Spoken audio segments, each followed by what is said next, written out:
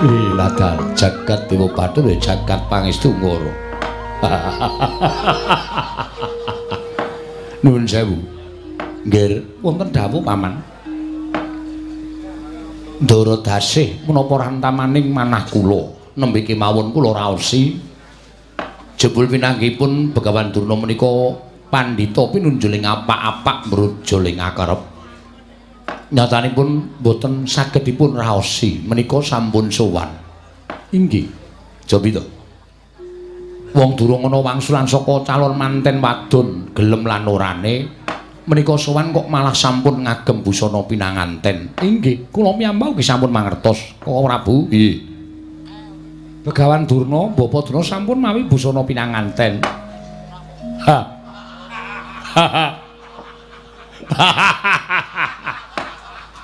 Panjenengan menika badhe gumujeng kok dadak kaya semune ragu-ragu. Bose anake angkat ning buriku. Menawa aku guyu ning nganti nesu. Inggih. Lah coba to, ora guyu ki piye coba gagasan? Gagasan coba Begawan Durna kuwi gagasan sandangane. Aduh. Wah. Lah iki piye apa ya pancen kurang ngono apa piye? Ing atase nganggo sandangan manten kok kiwa tengen ditaleni kethuk. Kaya wong adol es. Monggo klupluke ora kupluk manten. Iki rak topi hansip to iki. Kajengipun mbok menawi menika sampun dados niatipun Begawan Durna. Lah coba to, manten kok sandale lili. Ya wis ben yo. Paman wonten dawuh katimbalana, Paman.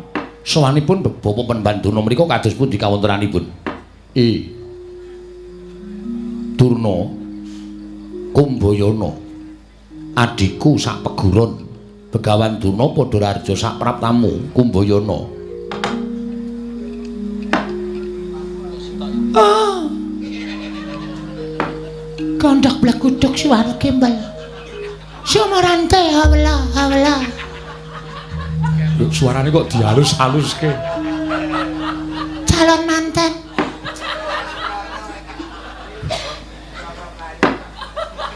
Andeng-andengan nang mripat. Nek disawang marayu ora kuat. Hawla kondak blekuduk. Kula nyuwun wonten timbalan ngadhawuh Rama. Lho kusik. Kusik kok nyebut aku Rama iki arepmu piye? Aku ki sedulurmu tuwa. Aku sedulurmu tuwa tunggal sak pagurun. Kowe iki biasane nek nyebut aku Kakang Sucitra utawa Kakang Drupada. Lah kok sagedhakan iki kowe nyebut aku nganggo tembung Rama iki karepmu piye? Sampun mboten saged dipun selaki malih. Bilih ngandika menika tan mande dados mara sepuh kula. Mila kula kedah nyebat panjenengan menika kanthi sebatan Rama mara sepuh. Rama. Kemarin kula ngaturaken sembah pangabekti kula kunjung kersanipun paduka Kanjeng Rama mara sepuh inggih sembahan kula Rama Prabu Drupada. Kusik kowe nyebut Rama ya kena. Nek wis kelakon dabi karo Wara Sri Kandi. Lah rabi we durung kok wis nyebut Rama kangge JR utawi gladi resik. Semados samangke menawi kula kelampahan dados putra mantu panjenengan menika mboten kiku ning ora apik. Mboten kedah mekaten kula kedah nyebat panjenengan Kanjeng Rama. Purun panjenengan kula peksa supados ndangu dhateng kula menika kanthi sebutan anak angger. Anak angger Begawan Durna. Waduh, lah aku sing ora bisa. Saged namung ngendika kemawon kok mboten saged. Dipun cobi Rama. Waduh. Anak Prabu Durwati piye? Dipun turuti kemawon tiyang gandrung menika mangke mindak mboten prayogi kedadosanipun. Rama kepareng kula ngaturaken sembah. Sumangga ping mabekti kula kunjuk saking putra mantu pun Begawan Durna Rama. Lah dalah anak angger. Anak angger Durna ya tak tampa pangestune wong tuwa tampan ana ya anak angger. Inggih. Rama bapak. Panjenengan Rama bapak kula tampi dhateng Sukamarwata raos sing manahipun ingkang putra pun Begawan Durna. Iya, prayoga nunggun mulungguh. Sampun boten kirang sekeca, Rama. Iya. Rama. Iya. Ram. Iya. Rakokipun Ram. Wis ora tau. Oh nggih. Bapa Mremban Durna katuran karaharjan rawuhipun. Oh, kakak pertama. Kakak pertama kados pundi Bobo Penemban? Panjenengan menika kadang kula sepuh. Kula calon dados inggih menika pun tetimbanganipun pun Sri Kandi mila menawi kula dados guru lakinipun pun para Sri Kandi panjenenganipun sinuwun Prabu Puntadewa menika klebet kadang kula sepuh mila kula kedah nyebat panjenengan menika kanthi sebutan Kakang Mas utawi Kakang Prabu. Aduh Bobo, mboten aduh. Mboten aduh Bapak. Ing ngoten menika aduh ya ana. Kula mboten sekeca. Kedah mekaten Kakang Prabu. Kula ingkang rayi pun Begawan Durna, panjenengan guru kula. Sekolanipun sampun kula bubrah. Kula sampun dados mboten dados guru. Kula samangke sampun dados sawijining titah semantah kemawon Kakang Prabu. Kakang Prabu Puntadewa keplang kula ngaturaken sembah pambekti kula kunjuk Kakang Prabu. Lajeng kula matur kados pundi? Sampun basa, sampun karo adine kok basa. Mboten nilok, mboten nilok. Adiku Durna, pangestuku tampan ana, ngono. Aduh, mangke kula kuwalat. Mboten, kula sampun matur kados mekaten mboten badhe kuwalat. Nyuwun pangapunten Bapak Penemban. Mboten dados menapa? Iya. Adiku Durna. Pangestuku tampan ana. Raosipun kados kaya wis ijab karo Sri Kandi rasane. Kabeh do nyebut aku Adi, kabeh do nganggep aku ki Kadang Taruna. Rasane kaya wis sah. Edan tenan. Bapak Penemban Durna. Katuran Karaharjan rawuhipun Bapak. Kakang Prabu Ndarawati. Lho, kula menika ingkang putra Ndarawati. Kakang Prabu sampun kados mekaten. Sampun kula jelasaken mawantu-wantu. Ingkang wonten mriki menika kadang kula sepuh sedayanipun. Mboten wonten mun Kadang Taruna menika mboten wonten. Kakang Prabu, bekti kula kunjuk. Aduh, cilaka menika. Kakang Prabu Baladewa kados pundi? Wis to dinut wae. Iya, Durna, ngono. Iya, nuwun sewu Bapak Penemban. Sampun ngatos mawi nuwun sewu menika mangke ndak terani wis dikonsep. Kedah. Ingkang merdika kemawon nggih. Iya, Durna, pangestuku tampanana ya di adiku cah bagus. Nah. Kakang Prabu Ndarawati sampun kula tampi akarya bombong raos sing manahipun ing rayipun Begawan Durna. Dipun sekecaken lenggahipun. Lho kok basa menika kados pundi? Iya. Diprayogake lenggahe ya Durna. Sampun boten kirang permani. Anggen kula sampeyan turunsanipun Rama Prabu Drupada. Kresna wonten dawuh. Iki engko apik dhewe nek mbageke anake angkat. Aduh. Iki ngapa kowe iki? Anggere ngrasani aku warak njaba kowe. Lho. Durna.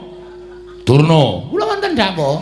Menika sinten? Aku kadangmu tuwa ing Mandura. Oh, Kakang Mas.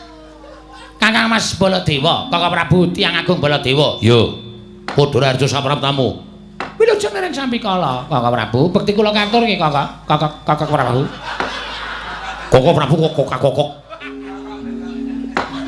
Ya tak tampa pangestuku tampanana. Kula pun ningga jimat paripendhayan ing kasantosan Kakang Prabu Baladewa. Prayogake Durna. Inggih. Wis kek kowe mbagekno. Cerewet. Ayo to. Dinteni lho. Wah, isin aku. Ora sah isin tegese kowe ora ngunggahke derajate wong atuamu. Ora mbake karo wong tuamu. Wah.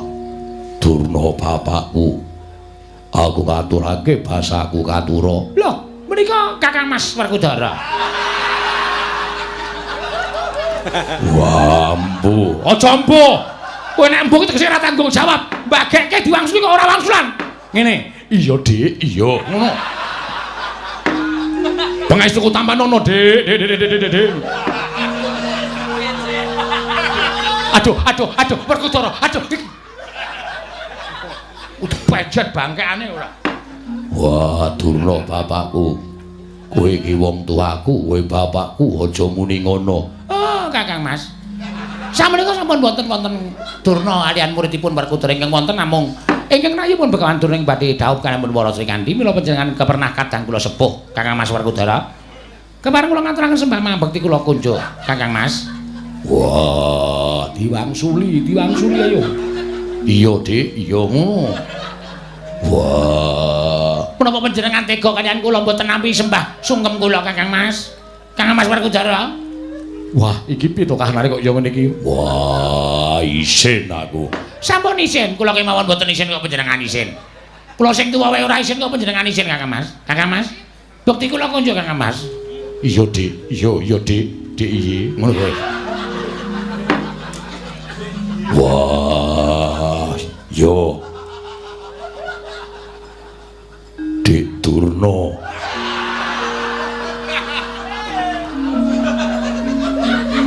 Mbak Tompo atur pangabekti.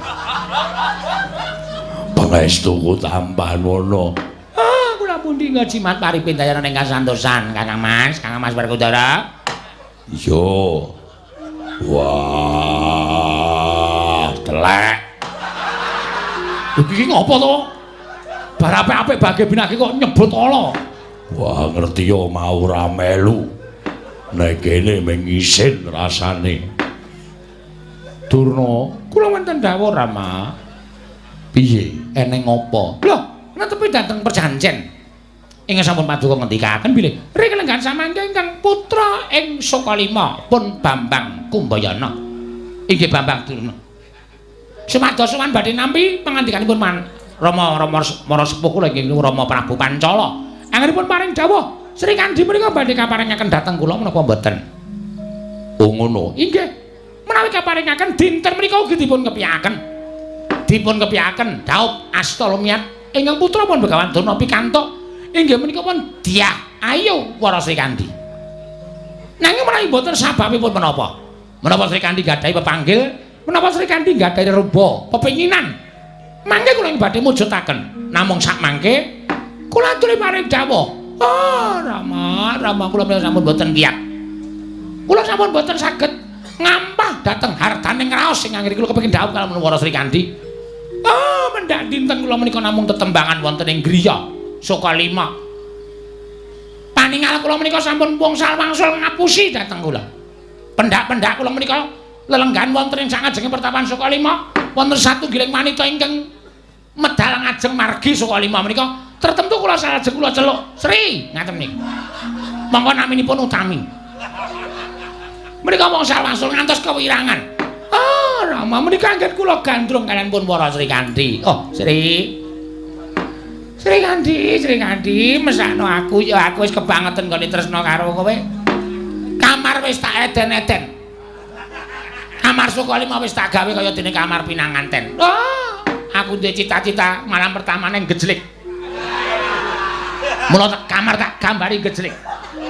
Kawane grojokan supaya rasane iso ngrasakake saresmi karonse karo kowe para Sri Kandi. Iya, Durna sabar ya sabar. Inggih sampun boten saged sabar aduh.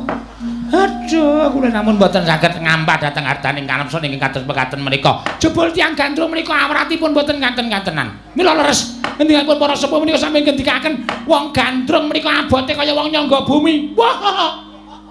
Aduh, Rama.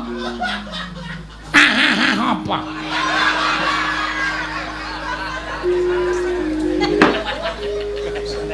Kathahipun laron-laron.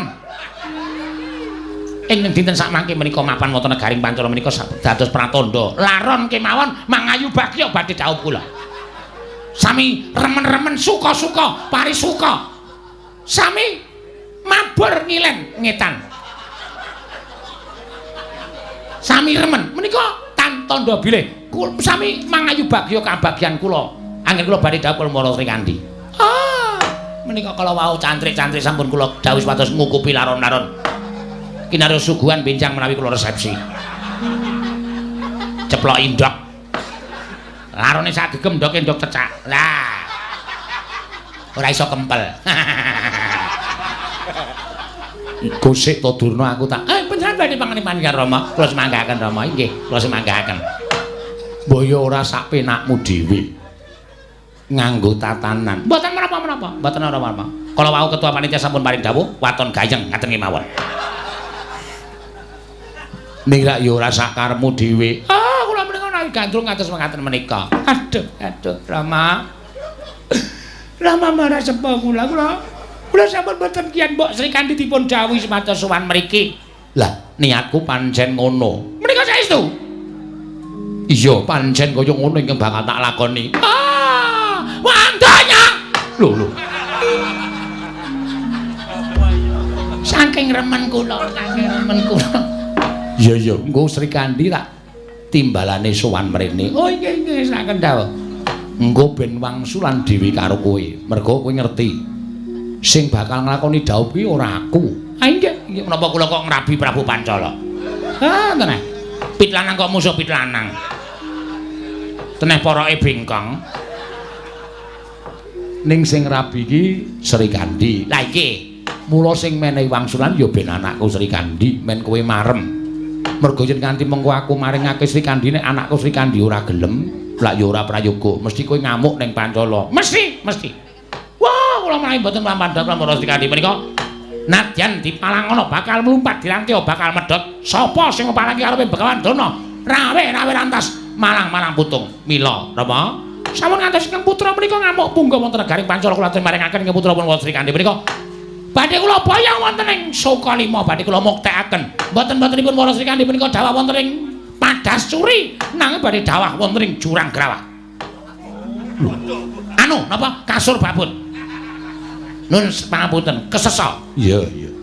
Yen ngono disronta sawetara. Sinten? Nanto. Dudu. Disronta sawetara. Aku tak nimbali karo Sri Kandi. Oh iki kula tak persiapan. Malah ngantos Sri Kandi menika mangke sowan wonten mriki tumunten nyawang kalian kula. Oh, mesti kepilut. Aku wis gunakake pengasian. Wis gunakake asmara dana, asmara tantra. Wis mesti bakal kegut karo Begawan Dana. Wis tak raupi epek-epekku. Wong wadon nyawang aku katon 6. Wong lanang nyawang aku katon tuwa. Dadi seneng karo aku wong wadon tok. Wih lah dalah wis nganggo pengasihan barang to, Dik. Sampun, Kakak. Ya syukur. Werkudara mbok ngenahke cerewet. Wah, iki sing terakhir. Apa? Iki sing gari dhewe, wah ngene kowe sing ngece aku tak jangka dengkek boyokmu. Wah, kok ancamane kok le berat. Monggo. Tumuli ingkang putra menwar sing katimbalan sowan wonten negaring Pancala wonten madaning Datu Murti, Datu Laya menika. Penemban. Kok penemban. Rama Warasepa.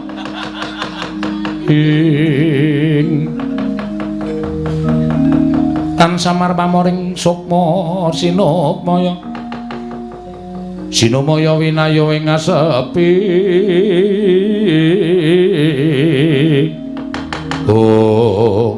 Trusta Jumena wonten dawuh Trusta Jumena dudu kowe Durna wireng kula menika Bambang Kumbayana dudu Trusta Jumena wonten dawuh Rama Mbak Yumu aturana tindak mrene sowan ngersaning pun Rama nek ngestaken dawuh nyuwun pamit madal panjenengan. Lho, menika estu to? Iya tenan. Sri Kandi. Sri Kang Baliya Sri.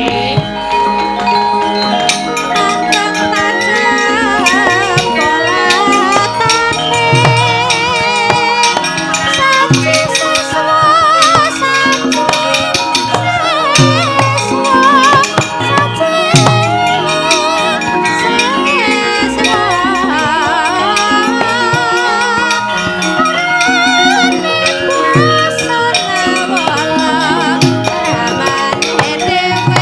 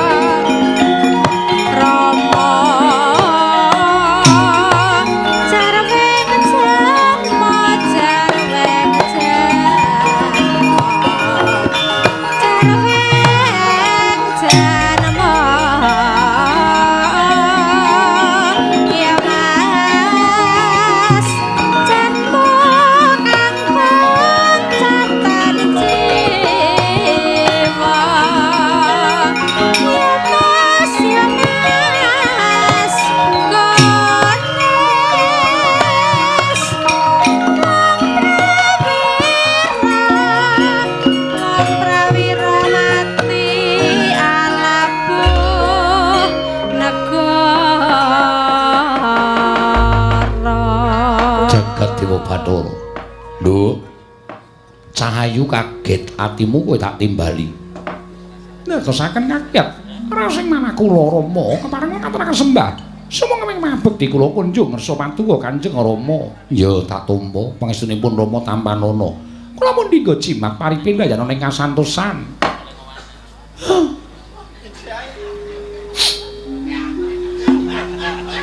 Sri Kandi, wong kok kaya ngono ta.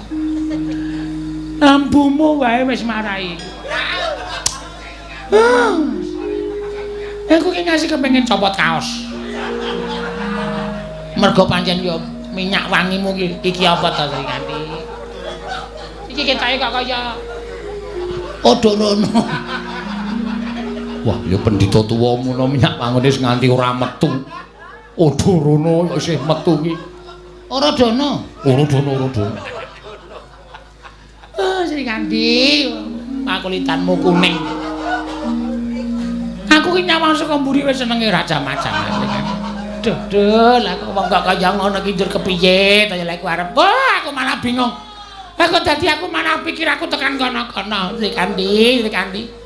Rambutmu ireng janges nganti kaya grojokan. Mongko wiwit cengel medhun kok kaya ana rambut cilik-cilik tipis-tipis. Aduh. Iki suwe-suwe kok nggon aku polah dhewe ya. Menapanipun Bapak? Lho, Bapak dos pundi? Apane Adi Durna? Oh, wis ora karuan. Sri Kandi. Nyun mapunten Rama, menika kados Peremban Durna. Iya lan kuwi tak kandhani. Inggih. Durna sowan dandan manten. Kasinggihan mekaten menapa badhe dawuh? Lho, ya pancen arep rabi. Ing dipun angkah sinten wis tuwa kok kurang gawean. Mengari mendem kok dadak rabi barang. Sabar. Aku tau nekke apa-apa ora apa-apa kok Sri Kandi. Aku tau nekke kepiye-kepiye ki anggere sing nekke wong sing tak tresnani ora bakal nesu. Kuwi ciri khasku. Aku diunekke apa-apa ora bakal nesu karo wong sing tak tresnani. Nek anggere sing ngunekke wong liya, wah. Jojo tumbak cangkem. Ning gandeng sing ngunekke kowe aku ora bakal nesu Sri Kandi. Nyun mapunten panjenenganipun gayuh menika putri saking Pundri. Pundi kok Pundri? Inggih. Lah menika lho kula gila. Nuwun sewu lho. Ambeganipun Begawan Durna menika nuwun sewu. Wonten cengal kula menika prindang-prinding. Aduh, Sri Kandi aja omong kaya ngono Sri Kandi. Aja kok kowe, aku ki mambu parfum kowe merinding kabeh rasane. Sri Kandi. Oh, iki iso nek lakon dadi bojoku. Wah, rampung ijab terus tak pondhong. Swatama tak tendang sirahe. Men semaput men ora ana sing ganggu gawe karang. Sri Kandi tak pondhong. Aduh, Sri Kandi wis ora iso mbayake. Aku ora iso berkata-kata Sri Kandi. Edana, Werkudara baleni nek. Aku ki mung arep takon, rasa cerewet. Takonku ora magepokan karo Begawan Durna, rasa cerewet. Ya wis, kok Prabu iki sampun to. Kajengipun sing jeneng wong gandrung menika diujarne mawon. Arep omong apa-apa nek dicentulani malah awake dhewe mengko malah dikira ora cocok. Gedene maido. Lah iya. Sri Kandi. Aduh. Iki ganjelan kok udu. Lah kok batu lah. Ora ngomong-ngomong kok mek-mekan lho. Kaya ganjelane. Bola asli. Nek ganjelan ki ditaboki mabok ngono. Sri Kandi, nyicil ya Sri Kandi. Nyicil napa? Sri Kandi, wonten dawuh. Lah tak kandhani ya sing diangkah arep dirabi karo Durna kuwi kowe. Obat gandri. Mriko estu menapa namung guyon. Lho tenan, mulane kowe tak timbali mrene. Kowe wangsulan dhewe karo Durna. Wis tak wene kamardikan Purbawasisa tak utuhi tak pasrahke marang kowe wangsulan karo Begawan Durna. Kowe ingkang bisa nyirep bakal dumadining gegeran ning negara Pancala. Merga yen nganti luput nggo menehi wangsulan Durna mengko nesu wekasan kriwikan dadi grojokan geguyut dadi tangisan. Mula kudu mbok pitung kanggo nalar sing ganep. Katentreman lan nurane negara Pancala dumunung ana kedaling latimu, Cahayu. Ing Wanudya yutama ngambararum sang kusuma.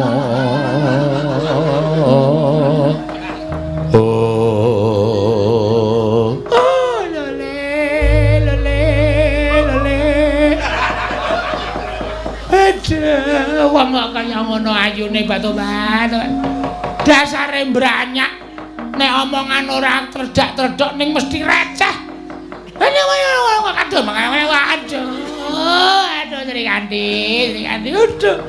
Lah kok dadi bareng kowe mengo kowe nyawang aku kaya nyawang lampu mobil. Sila nang mripat kaya blereng banget Sri Kandi mergo ayumu ing kliwat ukur. Paribasa widodari ngejawantah. Oh Sri Kandi. Waduh sinamu. Bar tak potong ya. Rambutmu ngarep kok kaya iso rata, kaya bathuk kok kaya dipageri.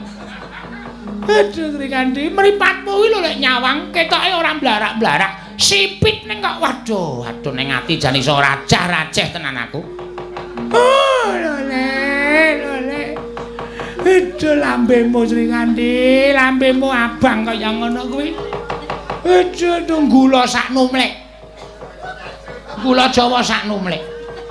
Wah, kowe nek upama digeget ora yai napa ta kowe?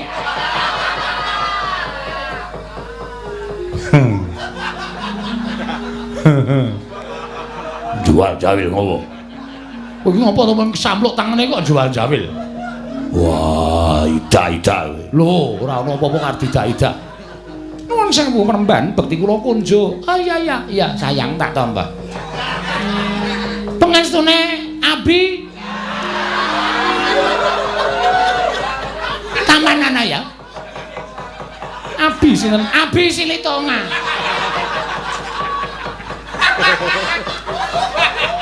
Abine dilangi, tongane dilangi dadi mengkari.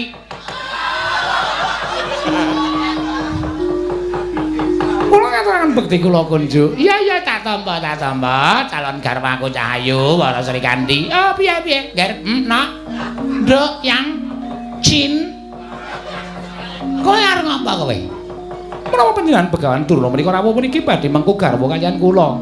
Sejatine pancen kaya mengkono, Diajeng. Sejatine pancen kaya mengkono ya, Nduk. Tobat. Persasat kadidene kejugurkan Bukir Sari kelepaning samudra mati ngatasipun namung sak kula kemawon badhe menengku pendhita ingkang kondang kalukeng kerat. Ah, iki tanda-tanda. Tanda-tanda bakal gelem karo aku mergo wis ngalembono karo aku. Inggih. Kula nuwun sewu menawi sakintenipun kula menika kelampan dawulan Begawan Durna menawa Bapa Penemban Durna menika remen. Oh, pancen kuwi penjangkahku. Pancen kuwi gegayuhanku. Dadi upama kowe gelem tak rabi, wah, kowe njaluk apa, Wara Sri Kandi? Waton ora njaluk tumruning rembulan, ora njaluk tumruning srengenge, mesti bakal tak pinangkani. Nadyan kowe njaluk ing pampane ana ing Kayiwangan, aku tak munggah ning Kayangan matur para dewa. Nek pancen ora maringake, oh, trima tekaning pati. Kuwi gedhening tresnaku karo kowe. Inggih. Matur sembah nuwun. Awda-awda Sri Kandi piye gelem ya? Dereng. Lho. Durung piye Sri Kandi? Durung tegese kowe ora gelem. Mboten perkawis mboten pura menika. Jer kula menika pitados. Jodoh pesti pati menika ing ngasta panguwasaning Gusti. Heeh, pancen bener. Mila menawi sampun dipun tetepaken kula menika dados garwanipun Begawan Durna ya ora bakal kula selaki. Iki kok dadi aku kok seret banget kok iki aku. Terus.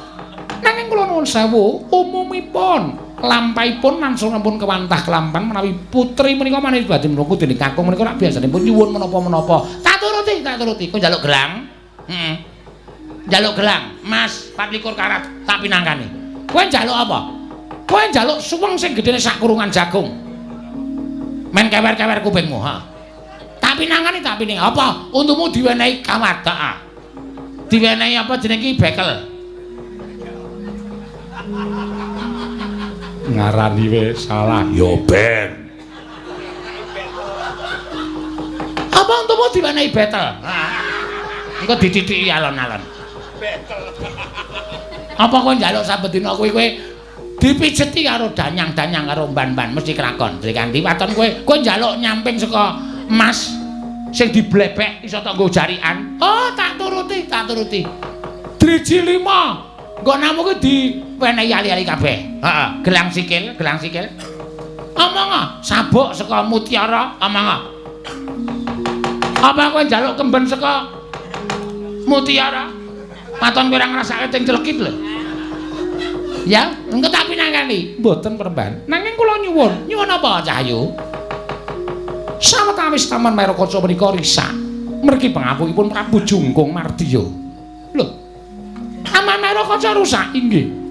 Kula sagawe nengku dening sinten kemawon waton saged ndandosi Taman Mairakaca menika wangsul kados wingi uni.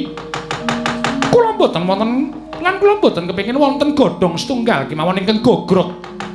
Tuan pang-pangan ingkang tugel kedahipun sami kaliyan nalika dereng risak.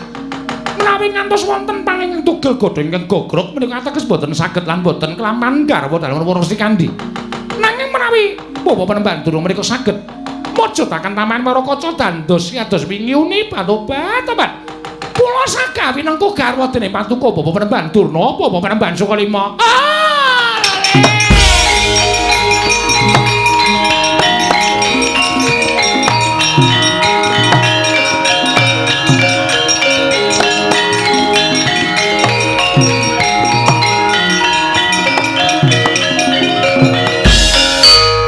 Kondang bleguduk sungalu gembel.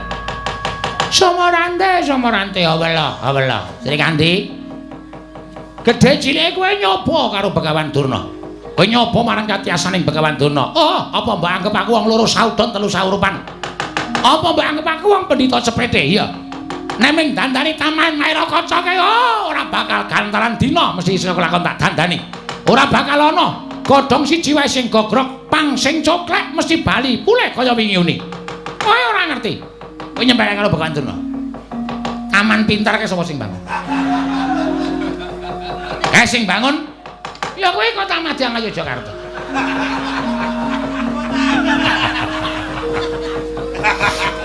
Durna bengi iki jan apik tenan. Menengo. Iya ya. Apa-apa kok seneni, Mula yen to perkara kowe duwe pepanggil reruba. Ya kuwi bab Taman Mairakaca. Dikandi aku njaluk pamit. Aku arep mangkat apa? Aku arep njaluk kasekten saka panguwasaning para dewa. Yen wis kelakon aku entuk syarat srana dandani Taman Mairakaca. Taman Mairakaca dandani bali kaya wingi uni. Ya, Srikandi kowe tiba ning pangkoning Begawan Durna, Srikandi.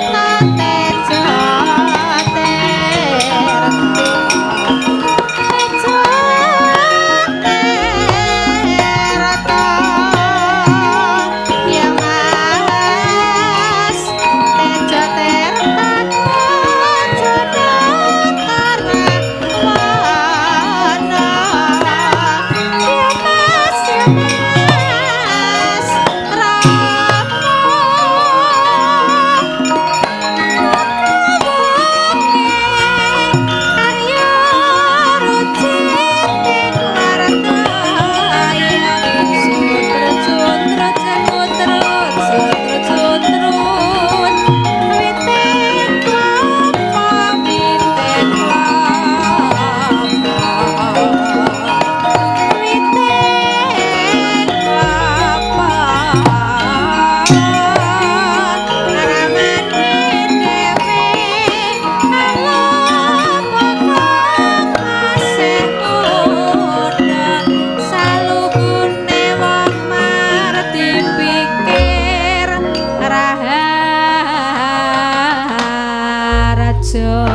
jagat dewa Bathara jagat Pangestu Srikandhi kula maring adhawuh Rama jebul tinemune kowe wong wadon ingkang lantip panggraitane iso ngrampungi perkara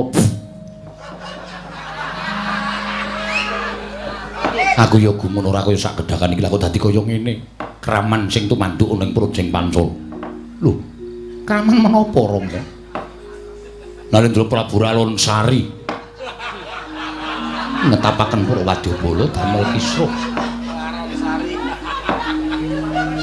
kula menika ngantos kaget panjenenganipun paring mangandikan sampun ngantos ketularan Begawan Durna lho Paman oh iki mboten ayo kaya ngono kuwi karepku supaya kowe bisa ngrampungi perkara kanthi bener tegese Durna ora bakal muntap atine ning bakal mbudidaya dandani Taman Merokaca Srikandhi kula wonten maring adhawuh ning tak jaluk upama Begawan Durna kae mengko bisa dandani Taman Merokaca kowe aja selak yen kowe selak tegese kowe ngobong jagat Pancala lho nggih ngestaken dawuh menawi Begawan Durna saged ndandosi Taman Merokaca tuwin bangun Taman Merokaca nyuwun ngapunten Rama tartemtu kula badhe nderek kersanipun Begawan Durna lah kaya ngono sing tak karepake ya mungkin supaya njaga aja nganti ana kang gawe geger sarta ana payu-payukatan ping samirana anak Prabu Ndrawati anak Prabu Mandura tuwin anak kula ing Ngamarta supados sampun ngantos kondur rumiyin ngentosi lelampan menika paripurna kuwi nggih ngestaken dawuh Paman nggih ngestaken dawuh Paman Paman Prabu ngestaken dawuh anak Werkudara Drupada bapakku piye reksana negara ing Pancala aja negake lawan pamanmu Drupada yen nganti ana pengamuk ing Begawan Durna ya ngestake dawuh terus semena wonten timbalaning adhawuh budhanu kang padha seba ingsun kundur ngedatun kula nyuwun manut padal pasilan sing ati-ati aja kaya bocah cilik terus semena purna gatining paranggilan sauda kundur ngedatun jeluk saking dampar kendara kinapit gambaran gading kadharaken sanggaring Pohon Ceti manggung ketanggung Jaka Paloro ing sami ngambil upacaraning keprabon kawis tinggal saking Mandura tindaknya Sri Naranata